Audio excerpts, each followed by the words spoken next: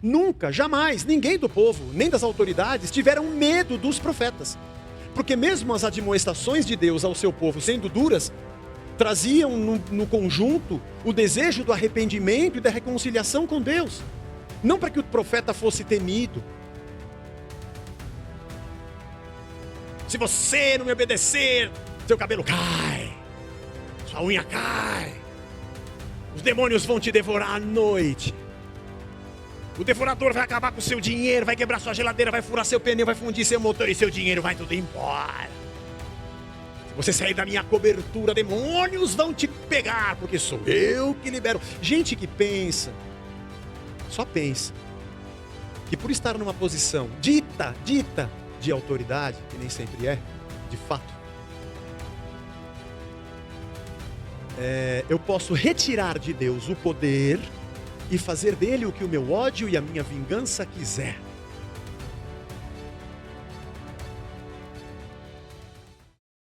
No relato de João, na perspectiva que ele escolheu, diferente dos outros 3 evangelhos, de enxergar a história, essa é a última ida de Jesus para Jerusalém. Ele não volta mais para Galileia.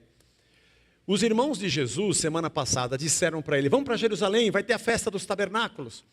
E você faz muito sinal, você faz muitos milagres, lembra? Você não pode ficar escondendo isso, tem que mostrar para a galera, todo mundo tem que ver o que está acontecendo. E Jesus disse para eles: eu não vou. Não é esse o momento, a hora de vocês está sempre aí, a minha não. Será que ele estava falando do quê quando ele disse que não era a hora? Porque agora, a partir do versículo 10, ele vai para Jerusalém. E é aqui que começa o nosso texto dessa semana. Depois que seus irmãos tinham ido à festa, Jesus também foi, não publicamente, mas em segredo.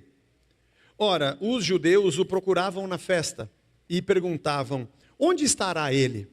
E havia grande murmuração a respeito de Jesus entre as multidões. Aqui é importante aquilo que eu falei semana passada. Quando João fala das multidões, ele fala do povo. Quando ele fala dos judeus, ele está falando da liderança religiosa da época em Jerusalém.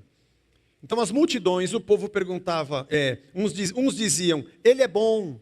Outros afirmavam: não, ele engana o povo. Havia discussão sobre Jesus. Entretanto, ninguém falava dele abertamente, por terem medo dos judeus. O povo tinha medo das autoridades. Quando a festa já estava na metade, Jesus foi ao templo e começou a ensinar.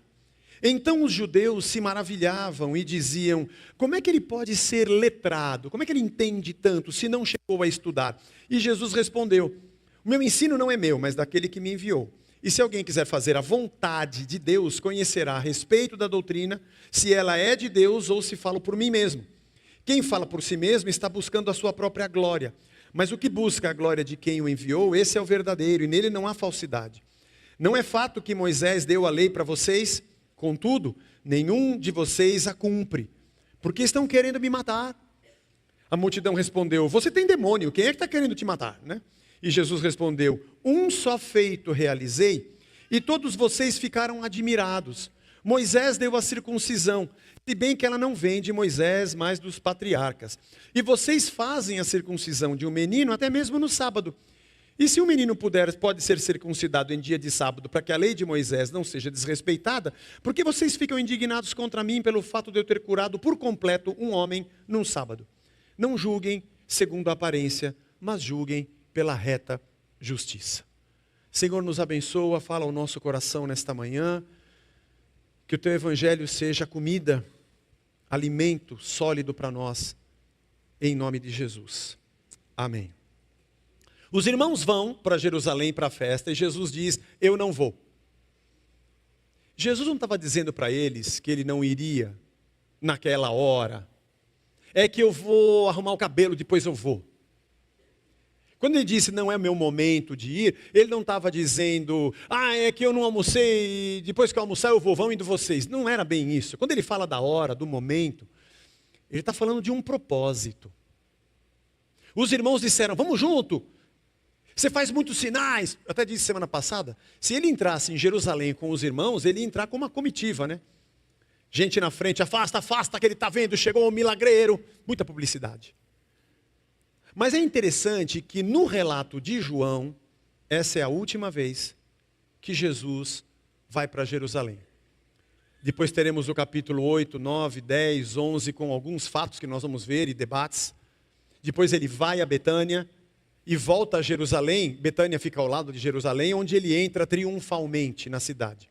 Mas ele não volta mais para Galiléia. Jesus cresceu na Galiléia. Nós poderíamos, sem chegar a conclusão nenhuma, tentar entender e discutir aqui. Quando é que Jesus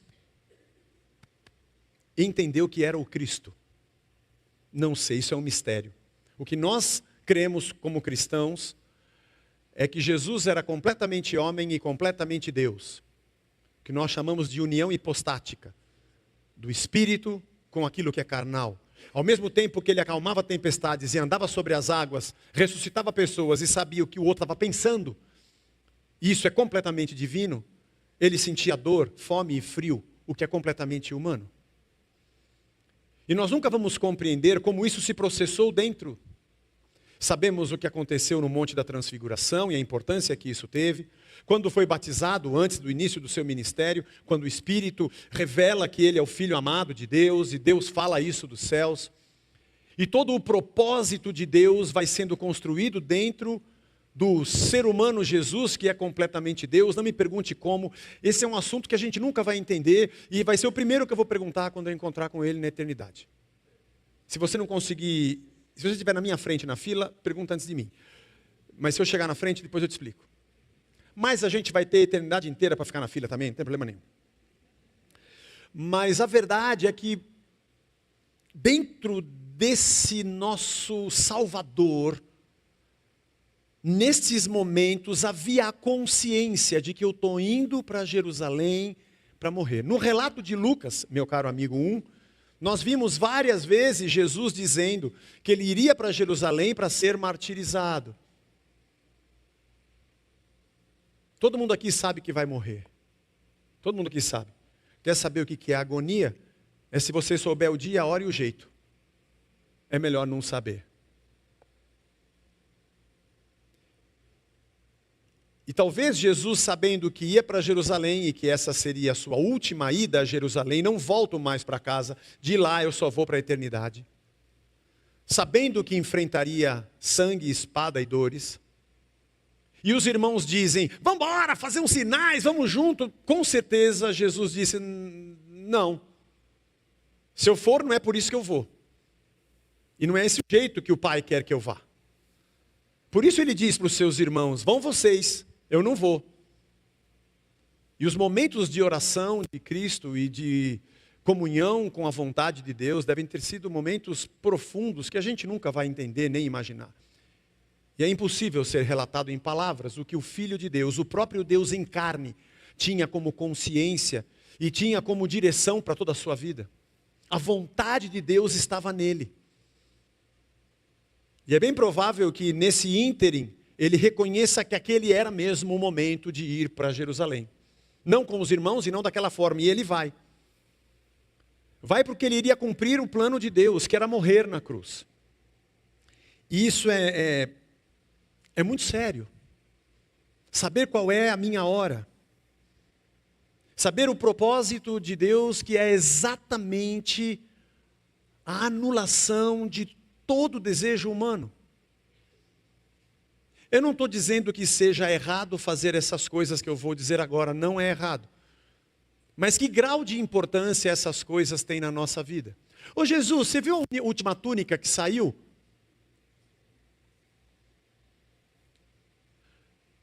Você sabe quais são as cores que estão vindo agora do Oriente? Você viu, Jesus? Que incríveis, estão fazendo agora, estão pintando.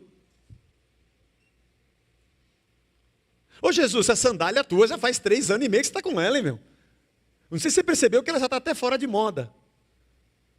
Jesus diria...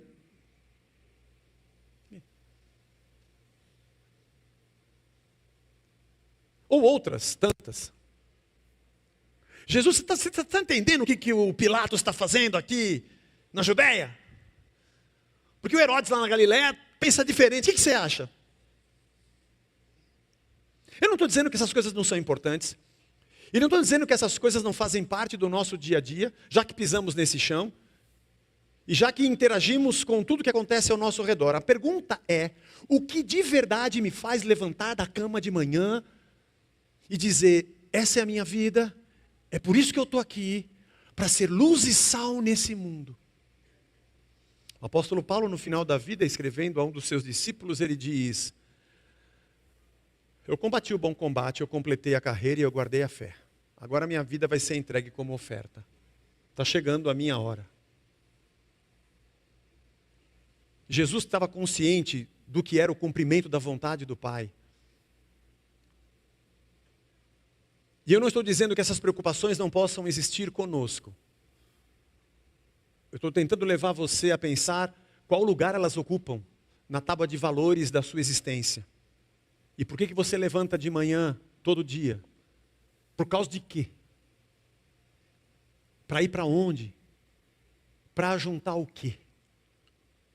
Eu sempre digo aqui, quando minha mãe era viva, de um dia que eu fui deixá-la, ela vinha comigo no domingo, almoçava em casa, e depois eu levava ela para casa. E estava perto do aniversário dela, e eu chegando ali perto do apartamento dela, ela ia descer e falei, mãe, semana que vem é seu aniversário, o que a senhora gostaria? Quero dar um presente para a senhora, o que está faltando? Estou precisando de um tênis novo. Eu falei, pronto, um bom presente de um tênis para a senhora andar. A senhora gosta mais de qual? Da Nike, Adidas, Puma? Ela falou, eu queria um que não machucasse meu pé. Eu nunca mais esqueci isso. A etiqueta para ela não fazia muita importância para quem já viveu a vida inteira. E já pôde vestir esse ou aquele e percebeu que não mudou nada na sua vida. Que já foi mais bonito, mais magro e que isso não mudou nada na vida. E que por um momento foi a razão da erupção de todos os sentimentos, porque o meu sapato, o meu cabelo, ou o meu vestido, ou a minha calça, ou a minha maleta, ou o meu computador, e de repente no fim da vida você fala, e isso mudou o quê? Eu não estou dizendo que as preocupações da vida não sejam coisas importantes e tenham o seu grau de importância no meio das nossas preocupações. A pergunta é por que é que Jesus estava preocupado se ele deveria ir naquela hora ou não, sabendo que ele ia para morrer. Ele não está preocupado com o tempo, pensando no que pode acontecer de bom, porque isso nós queremos. É isso que nós queremos fazer. A gente pergunta onde é que tem um profeta, para a gente saber quando é que se vai dar certo, se não vai dar certo, se eu vou ser promovido, se não vou ser promovido, se eu saio dessa ou não. Geralmente a nossa dúvida sobre o futuro tem a ver conosco mesmo. Com o cumprimento das nossas vontades, ou dos nossos livramentos. Dificilmente a gente diz, eu gostaria de saber o que o Senhor quer de mim para essa vida. Esse é o nosso Jesus. O texto fala nos versículos 11 e 12, de que ele foi depois meio escondido, e o povo ficava conversando, será que ele vem na festa, será que ele não vem? Os irmãos chegaram sem ele, acho que ele não vem, mas o que você acha dele? Coisa nossa aqui, né?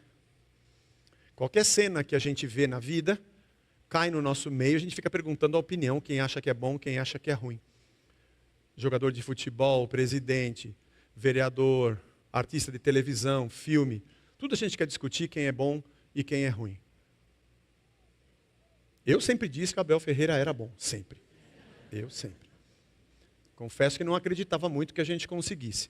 Mas eu sei que a igreja teve uma semana difícil na quinta-feira. Eu vejo a alegria de todos hoje aqui. Ele era bom, uns falavam que ele era bom, outros falavam que ele era um enganador.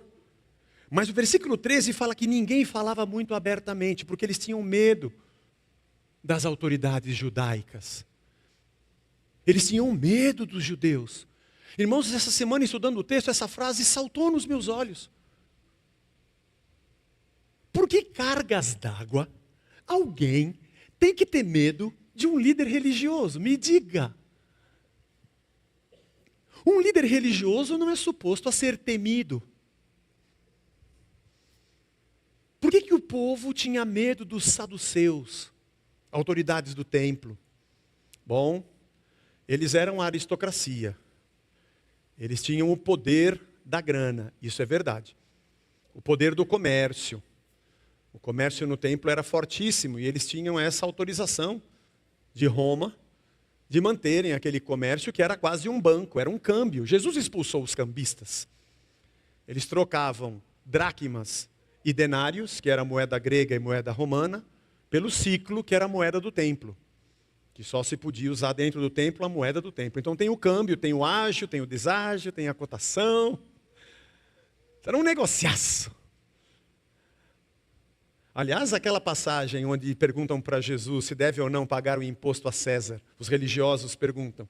Eu acho aquela passagem incrível, quando Jesus diz, ué, alguém tem uma moeda aí para a gente ver qual é a efígie na moeda? E um deles tira uma moeda, porque o ciclo não tinha a cara do imperador. Eles não queriam que dentro do templo circulasse denário romano, nem a dracma grega. Poderia ter a efígie de Alexandre, ou poderia ter a efígie de César, que eram os imperadores, e no templo o único Senhor é Deus. O ciclo, acho que era uma moeda persa, que não tinha nenhuma efígie, era de prata, e eles adotaram para ser a moeda limpa dentro do templo. Por isso faziam o câmbio. Mas quando Jesus, ali no pátio do templo, pergunta, alguém tem uma moeda? Era para um deles, não temos. Nós já trocamos tudo por ciclo. Mas como bom religioso, alguém tinha um denário. Você troca a sua moeda, eu não preciso trocar a minha. Eu acho isso muito estranho. Mas um líder religioso não é suposto a ser temido. Nós deveríamos ter medo de um homem dito homem de Deus. O homem de Deus é um homem da paz, é um homem da misericórdia, é um homem do conselho, é um homem do consolo, é um homem do ensino. É um homem da palavra de esperança. É um homem da palavra da graça, da palavra do amor, do perdão. Ainda que seja uma palavra de justiça ou de admoestação, ela é reconciliadora para que a paz volte ao ser humano. Um líder religioso não é suposto a ser temido. Mesmo no passado, quando profetas traziam palavras duras para Israel, palavras sobre o exílio, como Jeremias, trazendo a palavra sobre a Babilônia que viria contra Israel, contra Judá, no caso.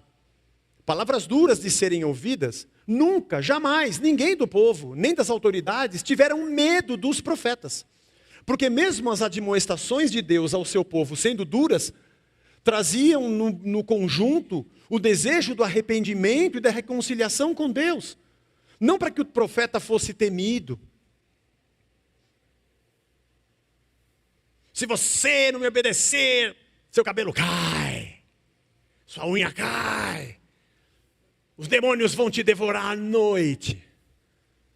O devorador vai acabar com o seu dinheiro, vai quebrar sua geladeira, vai furar seu pneu, vai fundir seu motor e seu dinheiro vai tudo embora. Se você sair da minha cobertura, demônios vão te pegar, porque sou eu que libero. Gente que pensa, só pensa, que por estar numa posição dita de autoridade, que nem sempre é, de fato, eu posso retirar de Deus o poder e fazer dele o que o meu ódio e a minha vingança quiser. Exousia é a palavra autoridade no Novo Testamento. Ek é uma preposição, a partir de. E a segunda parte da palavra é composta pela conjugação do verbo ser na terceira pessoa do singular. Esti exesti. O que ele é, a partir do que ele é. Muito interessante estudar a formação da palavra. A autoridade não é uma coisa que eu recebo para fazer dela o que eu quiser. Eu sou o que sou a partir do que ele é. Eu não tenho autoridade de Deus para vir aqui e colocar você debaixo de medo, porque não é isso que ele faz, eu só posso fazer o que ele faz. O portador da palavra de Deus não pega a palavra de Deus e coloca sobre o povo o peso que quer. O papel dele é trazer com fidelidade o que Deus diz e trazer ao povo. E se houver por acaso arrependimento, essa pessoa tem temor a Deus e não medo do pastor. Porque eu não sou suposto a ser temido. Gente que conduz um rebanho debaixo do medo de si, controla pessoas. Os que se dizem profetas nos dias de hoje querem usurpar, na verdade, o lugar de Deus, trazendo o poder para si e para si, ao invés de levarem pessoas ao temor de Deus, governando através do medo, fazendo às vezes desse povo uma massa de manobra. Líderes gostam de ser temidos. Eu escrevi aqui essa semana, O poder é o pai da ameaça e a ameaça é a mãe do controle. Esse casalzinho é terrível. O poder é o pai da ameaça, a ameaça é a mãe do controle. Pai e filha trabalhando pelo domínio. O povo tinha medo. Olha que interessante, Jesus não sabia se deveria ir naquela hora ou não a Jerusalém, depois ele vai, porque ele tinha um temor a Deus, para cumprir um propósito de Deus. Jesus não tinha problema de ir para Jerusalém por medo, nem de Pilatos e nem dos saduceus e dos fariseus.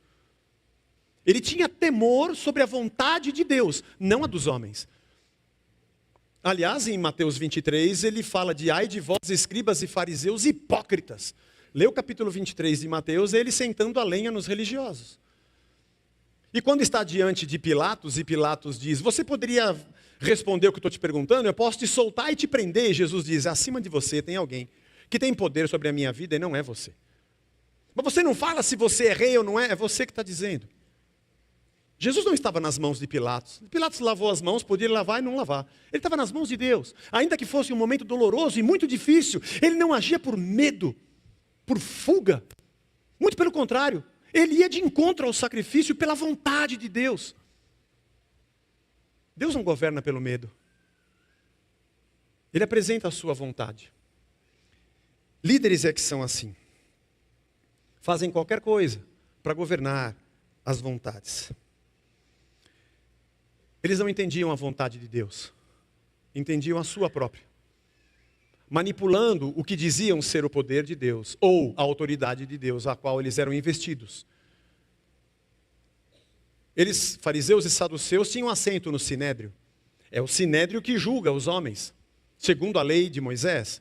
Pode ser expulso da sinagoga, tido como herege, e a gente leva para Pilatos para saber se a gente te apedreja, se eles deixam, ou se eles crucificam você segundo a nossa lei. Porque essa era a prática. Cair na mão de um saduceu, ser um herege, se levantar contra uma autoridade era muito perigoso. Além de terem um poder religioso, eles tinham os acordos com o poder de Roma. Mas esse é suposto a ser um líder religioso? As pessoas falavam mal de Jesus. Uns diziam que ele era bom, outros diziam que ele era ruim. Mas ninguém tinha medo de Jesus. Jesus era um líder que não metia medo. Existem líderes que metem medo, assustam. Porque a gente nunca sabe o tipo de poder que está por trás dele. Interessante isso. E quem não quer ter poder? Quanto mais poder eu tenho, menos eu sou mandado e mais eu mando. Dentro dessa pirâmide estratificada de poder. Bom mesmo é estar no topo, que eu só piso. Mas as pessoas abertamente diziam, ele é bom, Jesus é bom, não, Jesus é mau, esse cara engana o povo. Mas ninguém tinha medo de Jesus. Mas quando chegava um religioso, fala baixo. Eles não podem ouvir o que a gente está falando sobre Jesus. Porque tinham medo das autoridades. O texto também nos diz que no meio disso, eles perguntaram, como é que esse Jesus fala todas essas coisas? Porque ele estava ensinando ali no pátio do templo. Se ele não estudou. Porque Jesus não passou pelas escolas que esses homens passaram. Ele espantava a maneira como ele interpretava as coisas de Deus, sem fazer parte da patota. Ele não tinha fotografia de formatura com nenhum daqueles caras. Não era da turma deles.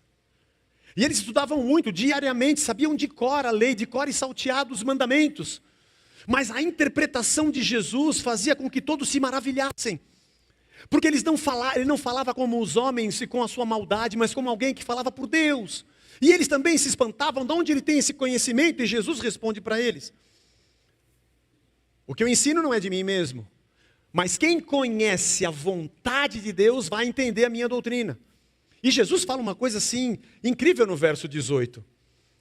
Se eu sou independente e cresci com conhecimento fora do conhecimento de vocês, toda pessoa que se levanta independente do sistema, vai criar para si o império. Vai puxar o povo para si, para a sua própria glória. Aliás, é exatamente isso que a maioria dos líderes fazem. Mas Jesus diz, eu sou independente, eu não estou com vocês, mas eu não busco a minha glória, quem me glorifica é o Pai. E eu saio do meio de vocês, interpreto diferente de vocês e levo a glória a Deus. E vocês trocam a glória entre vocês. E aí então, ele diz, mas mesmo assim, vocês querem me matar. Aí a multidão toda falou, quem quer te matar? Você está endemoniado? Quem quer te matar? E ele diz, eu realizei um fato. E vocês ficaram admirados. Verso 21. Por isso Moisés deu para vocês a circuncisão. Aqui tem um detalhe interessante. Mas vocês também circuncidam meninos no sábado. Se ele nascesse na sexta anterior, o sétimo dia era o sábado. Ou se contasse o sábado, nasce num sábado, vai ter que... Havia uma tabela também de valores entre os mestres da lei. Quando um ofício necessário religioso fosse feito num sábado, inclusive os sacerdotes trabalhavam no sábado. Eles tinham que julgar o que era mais importante, ficar parado porque era sábado ou cumprir aquilo que Deus havia dito. E nesse caso, a circuncisão era mais importante do que o sábado. Cumprir o sábado também era circuncidar uma pessoa. Um menino circuncidado tinha a marca do seu povo. Estava debaixo da aliança do seu Deus. Estava abençoado e consagrado a Deus. Por isso era importante. Jesus diz, bom, vocês cortam a pele do prepúcio e pode no sábado, eu curei um homem inteiro e não pode? Vocês não entenderam a vontade de Deus. Aliás, tem um detalhe interessante, eu li aqui na revista Nova Almeida atualizada, ela é mais simplificada, é a que a gente usa para ler. Mas quem tem a RA, não sei se a RC, mas entre os versos 21 e 22 tem um detalhe. Ele diz, eu realizei um fato entre vocês, vocês ficaram admirados. Ele está dizendo do capítulo 5, tá? Capítulo 5, versículo 18, o texto diz que Jesus fez a cura do homem no tanque de Betesda. E no verso 18 diz que os judeus cada vez mais queriam matá-lo, porque além de desrespeitar o sábado, também dizia que Deus era seu próprio pai, fazendo-se igual a Deus, João 5, 18. Vocês querem me matar porque eu fiz um feito, eu curei um homem no sábado, lá no tanque de Betesda, e vocês queriam matar-me. E aí o versículo 22, eu não sei como está na sua versão, está escrito, por isso, ou por meio disso, ou por esse fato, Moisés deu a vocês a circuncisão, se bem que foram os patriarcas e não Moisés, mas está na lei de Moisés. E aqui tem uma discussão do grego original, porque os manuscritos mais antigos, e como se fazia na época do grego koiné no primeiro século, não havia vírgula ou ponto. Então o versículo 21 diz, eu fiz um fato entre vocês e vocês ficaram admirados. Versículo 22.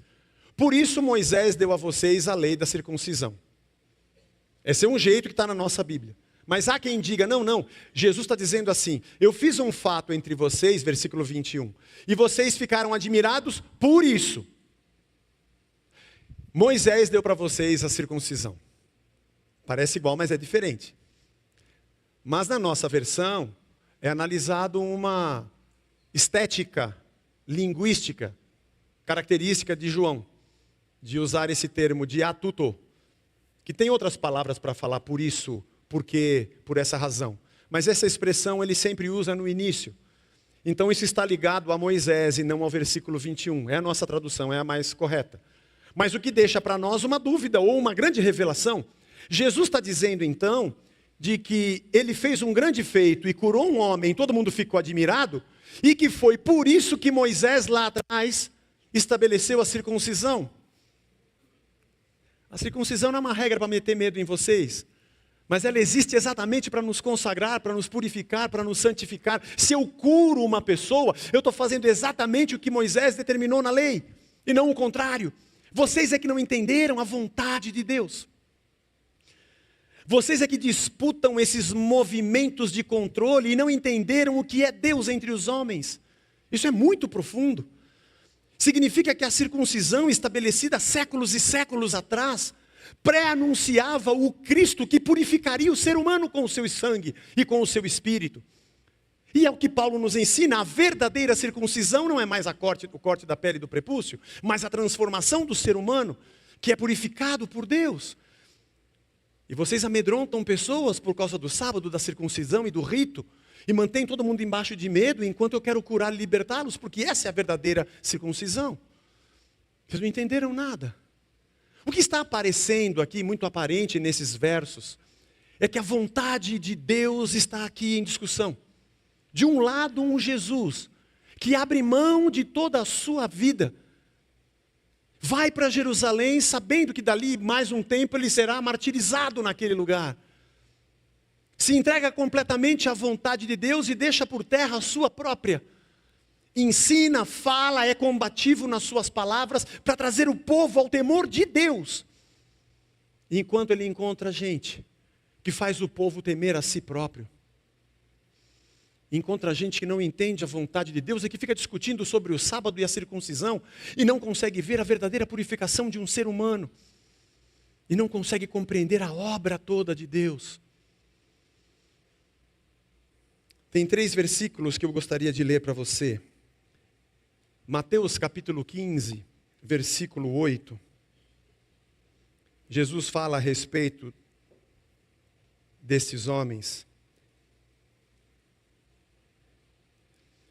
Aliás, o versículo 7, ele diz: hipócritas, bem profetizou Isaías a respeito de vocês, dizendo: este povo me honra com os lábios, mas o seu coração está longe de mim. Tem Bíblia, tem texto, tem salmo, tem palavra dos profetas, tem cântico, tem templo, tem sacrifício. Esse povo da boca para fora é perfeito.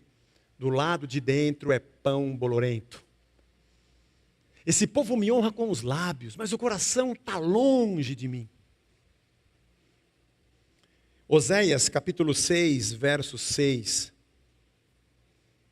Profeta Oséias, falando a respeito do que ele espera do seu povo e daqueles que são seus. Pois quero misericórdia e não sacrifício, conhecimento de Deus mais do que holocaustos. E em Mateus 9:12, Jesus repete a palavra de Oséias, porque o Antigo Testamento é sobre Cristo. Mas Jesus, ouvindo, disse: os sãos não precisam de médico, e sim os doentes. Vão e aprendam o que significa: quero misericórdia e não sacrifício, pois não vim chamar justos e sim pecadores. Como que se Deus dissesse: acha que eu estou feliz batendo palma? Olha, ninguém faltou no templo nesse sábado, que coisa linda. Olha quanta fumaça de fogo, estão queimando incenso. Ah, como eu gosto de fumaça. Olha os animais, eles mataram, nossa, quanto sangue, meu coração está cheio de alegria. O sacrifício era um símbolo profético do Cristo que estaria na cruz. O que agrada a Deus é um coração contrito e uma alma quebrantada, e uma mente transformada de gente que deixou de ser governado pelo poder humano e passou a ser governado pela graça e pela presença de Deus. Tem uma banda que fez uma música com essa letra aqui, mas eles não são muito famosos. Misericórdia quero e não holocaustos. Você acha que eu estou preocupado com vocês? Eu sempre brinco, irmão, se Jesus voltasse hoje, ele não vinha na igreja. Acho que não. Primeiro que a gente ia querer sair lá fora para ver, porque todo olho verá, né? Mas aqui dentro a gente é tudo muito bom. Banho tomado, perfume. Aqui dentro, todos nós, eu também me incluo. A paz, irmão, aleluia. Ô, glória. Recebe. Aqui é nós. Aqui é nós, não é, irmão? Aqui é a hora do... Está tudo certo, eu não estou dizendo que a gente não deve. É uma alegria estar na comunidade, encontrar irmãos, abraçar irmãos. A gente louva, canta, repete salmos. Eu não estou dizendo que é errado fazer isso. O que eu estou dizendo que é errado é que às vezes a gente só faz isso. Aí é que está o problema. É quando achamos que Deus é um velho gagá que só vem aqui no domingo para ver a gente. Cheguei, cadê meus filhos? Não, não é. Não é. Oi, Deus, eu estou aqui, hoje eu vim, hein? Vou assinar aqui, ó. Semana que vem se assina para mim, que eu não vou poder vir, porque eu tenho... E a gente fica com medo das autoridades, porque a gente não veio. Falhamos na campanha, ou demos menos dinheiro. Porque o medo ainda nos governa. Misericórdia quero. Eu quero coração. E não ritos, e não sacrifícios. Há outros textos de outros profetas em que Deus chega a dizer: estou cansado do sacrifício de vocês. Já deu. Já deu. Queria ver mais o coração de vocês. Eles não conheciam a vontade de Deus.